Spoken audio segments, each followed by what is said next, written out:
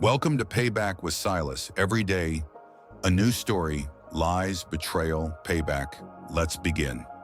They say betrayal cuts deepest when it comes from someone you trust. But trust? That's a currency I stopped spending years ago. It was a Thursday. Late autumn in Vermont, the kind of cold that seeps through your coat and into your bones. I was in my home office, sipping stale coffee from a chipped Red River Cafe mug, finishing up some contract work for a medical tech firm out of Chicago. Nothing fancy, but it paid well. I had 3 monitors in front of me, and I was juggling code and tax forms when my phone buzzed. 6:12 p.m., a text from Delaney. My wife. Or, should I say, my soon-to-be ex. Griffin, I'm leaving. Don't call me. I'm with Micah now. I've moved all our savings to my account. Please don't make this harder than it is. No emoji. Just clean. Surgical. I stared at the message for a full minute. Then, I leaned back in my chair, and smiled. Not a broken smile. Not a shocked one. The kind of smile that forms when a puzzle piece you've been waiting on finally clicks into place. Let me rewind for a second. Delaney and I had been married 11 years. We met at a conference in Austin. She was running branding for a fitness apparel company. I was consulting on back-end logistics for the same client. She was smart, sharp-tongued, and wore confidence like perfume. At first, everything was good. Easy, even. But over the past 2 years, something had shifted. Late nights became routine. She always had an excuse. Yoga ran long. Brunch with Jules turned into drinks. Micah from work needed help with a deck. Micah. At first, I thought nothing of him. He was 26, fresh out of Syracuse, with bleached hair and the kind of jawline that could get him an energy drink sponsorship. Delaney brushed off my suspicions, said I was getting paranoid. But I'm not the kind of man who reacts. I prepare. 3 months ago, I started building the firewall. Not for my networks, for my life. We had 2 joint savings accounts. What she didn't know was that the big one, the one she just drained, was a decoy. A shell. All transfers in that account were synthetic. Simulated deposits backed by a virtual ledger I coded myself and fed into the banking portal via a proxy overlay. Legal? Not really. Traceable? Not unless you know what you're looking for. And she didn't. Our real money, the 7 figures I earned from early investments in a health tech startup, was in a series of trusts, split between Wyoming and the Cayman Islands, held under an LLC owned by another LLC, the trail cold enough to freeze. And guess what? Those trusts were set up to automatically revoke her access upon any attempt to siphon joint assets. Triggered by her move today. So when she thought she took everything, she actually just activated my legal kill switch.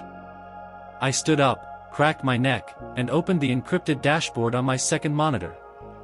1 click. Confirmed, her personal account was now flagged. Funds frozen, pending investigation due to irregular transfer activity. Another click, my lawyer, Carmen Ridley, had already filed the injunction. She's faster than most algorithms. Delaney had no idea what storm she had just walked into. She thought she was stealing.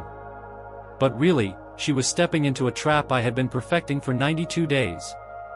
And the best part? I wasn't even angry. I'd mourned the marriage a long time ago. What she did today wasn't betrayal, it was confirmation.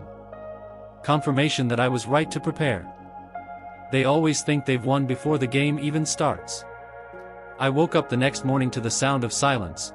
No coffee brewing, no yoga playlist echoing off the kitchen tiles.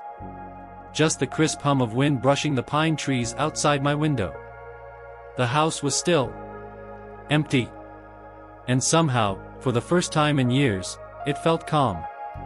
I made myself coffee, real coffee, the kind Delaney used to scoff at. Black, bitter, no oat milk foam. I opened the sliding doors, stepped out onto the porch, and watched the first light break through the clouds over the ridgeline. Then I checked my phone. I had 3 missed calls from a number I didn't recognize. 1 voicemail. I played it. Griffin? Hey, this is Micah. Delaney's friend. Look, I think there's been a mistake. She said there was money in the account but now it's, frozen? Like, the bank's talking about suspicious activity. She's kind of freaking out. Can you call me back? I didn't. Micah Kincaid. 26, works in digital marketing. Lives in a co-living loft in Montpelier with 3 roommates and a motorcycle he can't afford. I'd done my research.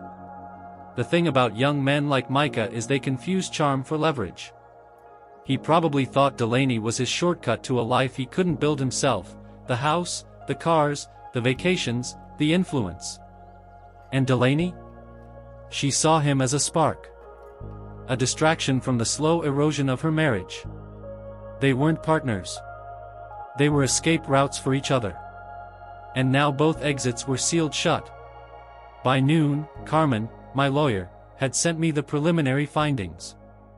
Delaney had attempted to transfer $274,000 from what she believed to be our joint account to an account under her name at First Liberty Bank.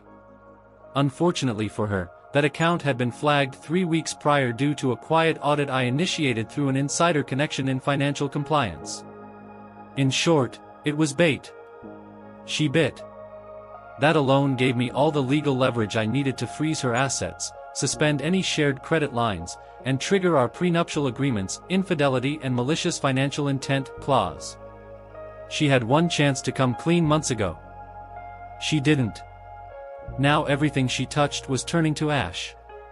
Later that afternoon, I got a text. This time from her.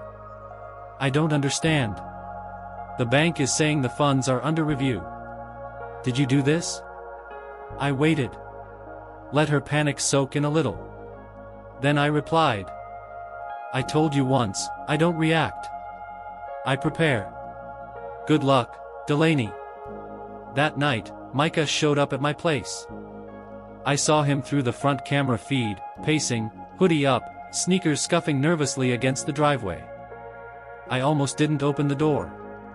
But something in me wanted to see him. Not out of anger. Out of curiosity. I opened the door slowly. He looked surprised, maybe expecting a shouting match or a punch. Instead, I just leaned against the frame, arms crossed. Micah, I said. You lost? He swallowed. Hard. Look, man. I didn't know she was gonna, steal. I thought she said it was her money. I raised an eyebrow. And you were planning to live off of her money? He shifted. No answer. Here's a piece of advice, I continued. If you're going to seduce a married woman, make sure she's not married to someone with a legal team that eats loopholes for breakfast. His mouth opened, then closed again. He looked 10 years younger now. Smaller. She told me you were cold, he muttered. I smiled. That's because I stopped pretending to be warm. I closed the door in his face. The beauty of revenge is that it doesn't have to be loud. Sometimes, it just has to be inevitable. They say reputations are built over years, and ruined in minutes. Delaney managed to do it in 6 days. The first crack didn't come from the banks. It came from her job. She was head of brand partnerships at a high-end fitness company called Valkyra, based out of Burlington. They pride themselves on image, innovation, and integrity, which is ironic, because Delaney lost all 3 by breakfast Monday morning. I made one call. Not to HR. Not to her boss. To the CFO, Dylan Weiss, a guy I'd once helped during a messy digital breach years ago. He owed me a favor. I didn't ask him to fire her. I simply asked him if he knew one of his top executives had used company travel stipends to fly her strategic consultant, Micah, to a marketing summit in Miami. Twice. Hotel included. Listed under creative research. By noon, Delaney was on unpaid leave. By 3:40 p.m., her company laptop was disabled. And by sunset, she was locked out of her work email. Tuesday, things got worse. Remember that luxury SUV she loved posting on Instagram? White BMW X6, custom interior, ceramic wrap, looked like it belonged to a Beverly Hills influencer? Yeah. I still technically owned it. See, the vehicle was bought through my company's commercial line and leased to her as a fringe benefit. Once she violated the marital financial clause, I pulled the lease, revoked permissions, and filed for repossession. The truck was gone before she finished her morning smoothie. She posted about it, of course. Some people are just petty. I'm still standing though. #fresh starts. I almost laughed. But Wednesday? That's when she broke. She called. Not text. Not voicemail. Called. I let it ring twice. Picked up. "Griffin," she said, her voice hoarse and trembling. "You win. Is that what you wanted?" I took a breath. Not out of hesitation, out of control. This was never about winning, I said. This was about consequences. Silence. Then, I made a mistake. "More than one," I replied. "And now you're learning something most people never do. Some bridges don't burn. They disintegrate." She tried to say something. I hung up. I could have stopped there. I really could have. But you see, Delaney hadn't just tried to leave. She tried to erase me. Take what I built. Rewrite the story. So I made sure the truth got out. Friday, I uploaded one file. Just one. Anonymously. To a Reddit thread for legal horror stories, under the title, "Wife ran off with a younger guy and tried to steal our savings." I built a failsafe. I blurred names. Masked locations. But I told the story exactly as it happened, code and all. The post went viral. 500,000 views by Saturday. People started connecting the dots. She deactivated her LinkedIn. Deleted her Instagram. Her own friends turned. Messages like, "You lied to us? I vouched for you. Now I look like a fool. So you were cheating this whole time?" Delaney always lived for validation. The applause. The spotlight. Now all she heard was silence, or worse, disgust. And me? I was flying to Aspen. Business meeting. First class. The stewardess asked if I wanted sparkling or still. I told her, still. Everything's calm now. Micah always reminded me of a Labrador in a leather jacket. Eager. Naive. And dumb enough to think confidence was the same as power. After the car, the job, and the freeze, he must have realized that Delaney's little fantasy life wasn't as real as it looked in filtered Instagram stories. And so, as expected, he came crawling back. Not to her. To me. It was a sunny Tuesday in Aspen. I was 2 espressos deep, sitting in the lounge of the Marblewood Business Club, finalizing a logistics proposal with a VC from San Diego, when the concierge came over. "Mr. Shaw, there's someone asking for you downstairs. Says his name is Micah." I didn't even flinch. "Send him up," I said. "And bring him a coffee. Decaf." When Micah walked in, he looked like a shell of the guy who stood on my porch a week ago. The hoodie was gone. Now it was a wrinkled button-down, thrift store jeans, and a look of real panic on his face, the kind that doesn't come from a breakup. It comes from realizing you were never in control to begin with. He sat down across from me. Fidgeted with his sleeves. "Look, man," he started, "I didn't know she was gonna, I didn't plan any of this to screw you over." I raised an eyebrow. "You're here for money?" He shook his head too fast. No. I need work. A reference. Anything. My agency cut me loose. She said she'd support me while I freelanced and now she's a wreck, man. I leaned back, studied him for a moment. You know what your problem is, Micah? I said. You think women like Delaney are looking for love. They're not. They're looking for a lifeline. And you? You just happened to be standing on the dock. He blinked. I didn't mean. You didn't think. I cut him off. You walked into someone else's life, raided the fridge, and then panicked when you realized the house had cameras. He looked down. No comebacks this time. Now, here's the part that surprised even me. I gave him a folder. Inside, a one-page offer. Entry-level media assistant. 1-month contract. No benefits. No promises. Salary, $2,500. He looked up. Confused. I'm giving you a shot, I said. Not because I believe in you. But because sometimes the best revenge is turning the story into a lesson. You're going to work. You're going to earn. And you're going to learn what value actually means.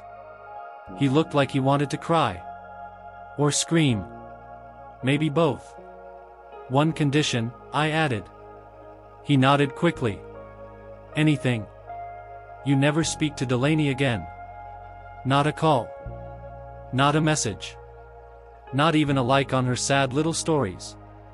He hesitated for just half a second. Then, deal. As he left the lounge, contract in hand, the VC next to me leaned over. Employee? He asked. I smirked. No. Exhibit A. 2 weeks. That's how long it took for Delaney to hit rock bottom. Not dramatic, not public, no crying in airports or screaming voicemails. Just silence. One door closing after another. Her friends? Gone. Her job? Terminated, with cause. Her social media? Wiped. Micah? Out of her life, under contract. By the end, she was just a ghost in the algorithm. And I was already elsewhere. I moved to Jackson Hole. Bought a home overlooking the Snake River, sleek, silent, glass and wood. Nothing flashy. Just clean, solid, quiet. Like I wanted. The money? Still mine. The company? Thriving. My calendar? Full of names that mattered. I'd even started mentoring a few early-stage founders, not for profit, but to filter them. The world needs fewer Micahs. And more people who build instead of take. Then, one morning, late May, fresh snow still visible in the mountain caps, I got a letter. Handwritten. No return address. But the handwriting was unmistakable. Delaney. You don't owe me anything, but I wanted to say I'm sorry. I thought I was escaping a prison. Turns out I was burning down a home I didn't know how to fix. I know now. I was reckless. Selfish. I let the wrong people define what success looked like. And I lost the only person who ever played the long game for me. You. You don't have to respond. I just wanted you to know that I finally understand. I finally see it. I hope you're happy. I hope you're free. I folded the letter. Set it in a drawer. No reply. Not out of hate. Not out of superiority. Out of peace. You see, real closure doesn't come from hearing, "I'm sorry." It comes from knowing you don't need it. Later that afternoon, I met a client at a whiskey bar in town.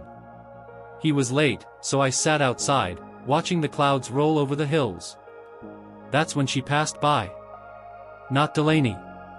Not someone like her. Just someone else. Someone new. No noise. No need. Just a smile as she walked her dog past the patio and nodded politely. I nodded back. That was it. But it felt real. I didn't need revenge. I didn't need her to hurt. All I ever needed was to know that I stayed true to myself while the world tested me. And in the end, I didn't lose anything. I kept everything. Including my name. Griffin Shaw.